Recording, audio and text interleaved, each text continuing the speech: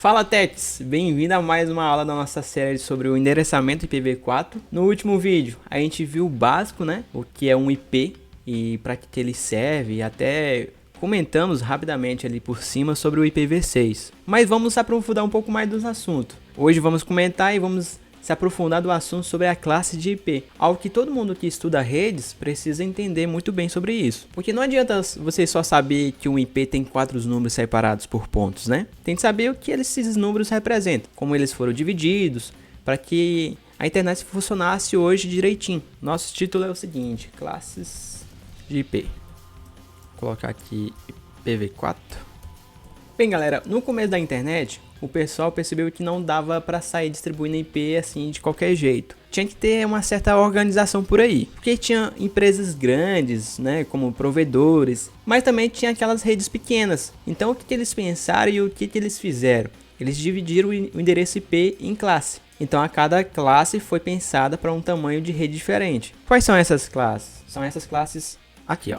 Classe A, B, C, D e E. E como você pode descobrir de qual classe é um IP? Bem, é simples. Você olha o primeiro número, o primeiro grupo do endereço, chamado octeto, que a gente viu na aula passada, e é fácil de classificar. Lembra no nosso primeiro IP que a gente colocou na aula passada, ponto 12? Esse é o nosso IP de endereço que nós demos na aula passada e vamos continuar nessa aula. Então a classe A, ela é de 0 a 127, ok?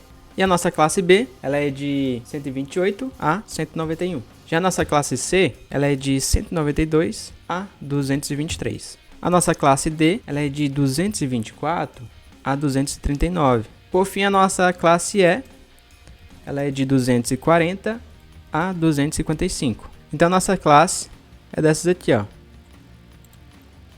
Tá, agora é fácil de você identificar se esse endereço aqui de IP, de qual classe eles pertencem. Então, vamos lá. A classe A, ela é de 0 a 127. O nosso octeto, primeiro octeto, ela não baixa com o número que da classe A. Classe B, ela é de 128 a 191. Foi quase. E aí, obviamente, a classe C, ela entra aqui na classificação do nosso endereço de IP. Beleza, Watson, eu entendi. Agora eu já sei como identificar a classe de IP, olhando primeiramente os números, né, do primeiro octeto. Mas vamos entender para que serve cada uma delas? Então eu vou começar aqui pela classe A. A classe A, galera, ela é usada quando a gente precisa de uma rede muito grande, tá? Com muitos computadores conectados dentro dela. Imagine uma empresa grande, vamos supor, provedor de internet. Então esses lugares precisam de muitos ou milhões de endereços de IP, ou seja, ele distribui isso para vários computadores. Então eles usam IPs da classe A. Então da classe A a gente pode classificar ela como uma rede gigante, né? E também com muitos equipamentos. Vou deixar aqui no cantinho. Vamos duplicar para ficar algo igual e vamos apagar. Agora a classe B, ela é meio cá, meio lá. Ela é meio termo. Ela é feita para redes médias, tá? Tipo uma universidade, uma empresa, um órgão público, né? Aqui a gente poderia dizer que ela não é uma rede tão grande quanto a classe A, mas também ela não é pequena como a classe C. Ou seja, ela é uma classe equilibrada. Ela permite ter várias redes, né, com muitos dispositivos em cada uma. Então a gente pode classificar aqui a classe B como rede média. E vamos colocar aqui também que ela é equilibrada.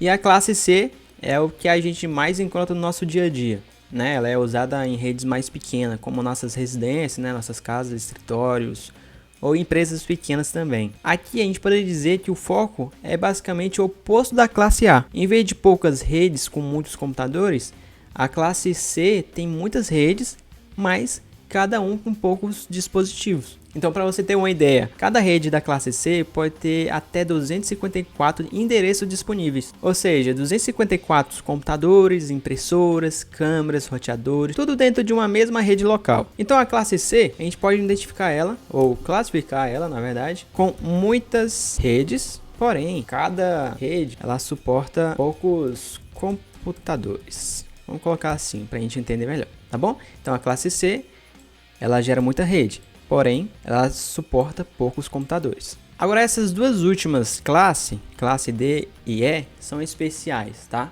A classe D é um pouco diferente das 3 primeiras classes, porque ela não serve para identificar máquinas individuais como as outras, né? Ela é usada para algo chamado multicast. O que seria isso? Multicast é quando um único computador envia uma mensagem de informação para vários outros ao mesmo tempo. Como a gente poderia dar um exemplo atual para vocês entenderem?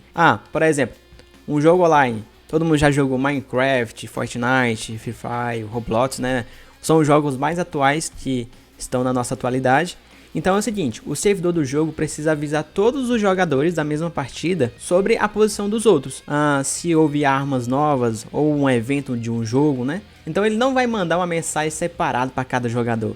Ele usa o multicast, ele envia uma só mensagem, todos os jogadores recebem ao mesmo tempo. Então a classe D, a gente pode identificar ela como envio simultâneo de dados para vários dispositivos. Para a gente não esquecer, vamos colocar o multicast. Agora, para nós terminar a classificação dessas classes, tá faltando a letra E. Como estamos falando dessas informações, vamos deixar ele aqui no canto. Vamos apagar e vamos falar sobre então a classe E, que também é especial, tá? E ela não é usada na internet, né? Em redes comuns, podemos dizer assim. Ela serve mais para pesquisas, teste ou experimentos em redes. Por exemplo, eles testam novos protocolos de rede, experimentos de conectividades ou os novos de endereçamento. Então, para não poder atrapalhar as classes A, B e C, então criaram uma classe E de teste. Então, a gente pode classificar a classe E como uma rede de teste e de pesquisa também. E como ela não funciona usada na internet em rede comum, a gente pode também classificar ela que ela é fora do uso comum. Depois que vocês entenderam, a gente classificou cada classe, tá? Agora tem uma informação importante, tá? Em quantos dispositivos cada classe aguenta. Então nossa querida classe A, ela suporta de quantidade de hosts, né, de computadores, né, conectados, de 16.777.216 dispositivos. Vamos aumentar e vamos deixar em negrito. É essa a quantidade que a classe A ela suporta. Já a nossa classe B, ela suporta 65.534. Já a nossa classe C, ela suporta um pouco menos, tá? Bem menos. Ela suporta 254 dispositivos. Já essas duas classes aqui são consideradas especiais, tá bom? Tanto a classe D e a classe E, ela não tem essa numeração. Porque assim como eu comentei, essas duas classes são especiais. A classe D, ela não tem parte de host nem rede, porque ela é usada em multicast, né? E a classe E, ela é mais reservada para pesquisa, testes, né? Então ela não tem divisão de rede e host. E talvez venha outra dúvida na cabeça de vocês. Da onde que eu tirei essa numeração? Foi da minha cabeça? Não. Tem um próprio cálculo matematicamente para a gente fazer e chegar nessa numeração. Eles precisavam dividir em duas partes. A primeira parte para redes e a segunda para a parte de hosts, né? Para computadores.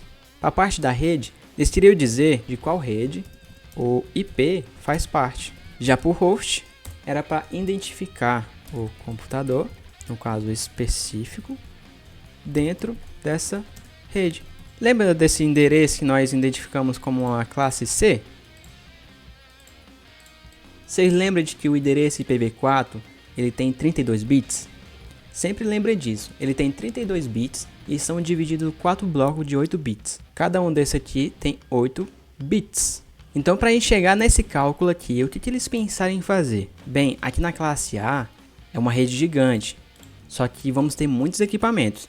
Então, eu vou fazer o seguinte, vou colocar só 8 bits na rede e o restante nos equipamentos, nos hosts. Então, na classe A ele pega só um octeto, tá? Para a rede e as 3 que sobraram para os dispositivos. Então a fórmula para você calcular seria 2 elevado a n menos 2. Então a classe A ela vai pegar esses 3 8 que vai dar 24. Então vai ficar 2 elevado a 24 menos 2. Então 2 elevado a 24 dá 16.777.216. E aí temos que subtrair menos 2. Então, na verdade, o valor que eu dei aqui não é o que eu representei. Na verdade, faltou eu subtrair. para 2. Daria 214. Já a classe B, lembra que nós falamos que ele é equilibrado? Pois bem, então ele usa 2 primeiros octetos, que dá 16 bits para rede, e outros 2 octetos para computadores, que dá 16 também bits. Então é só a gente fazer a multiplicação. Pega esses dois, foram para rede, e esse aqui para computadores. O que está mais interessante para a gente são os computadores. E aí 2 elevado a 16 dá 65.536. Menos 2 dá 534. Já a nossa classe C já é basicamente o oposto da classe A.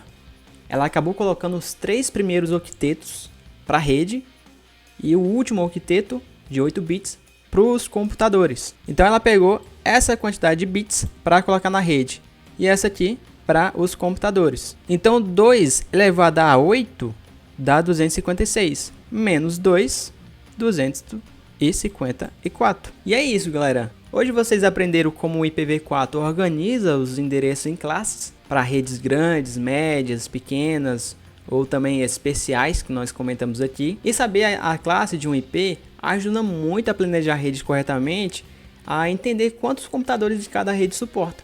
Então, sempre que você vê um IP, já vai conseguir identificar a sua classe e entender seu uso. Espero muito que tenha gostado desse vídeo. Se gostou, deixe seu like, se inscreva no canal que vai vir sucessivamente mais vídeos como este. E é isso, galera. Um forte abraço para vocês e até o próximo vídeo.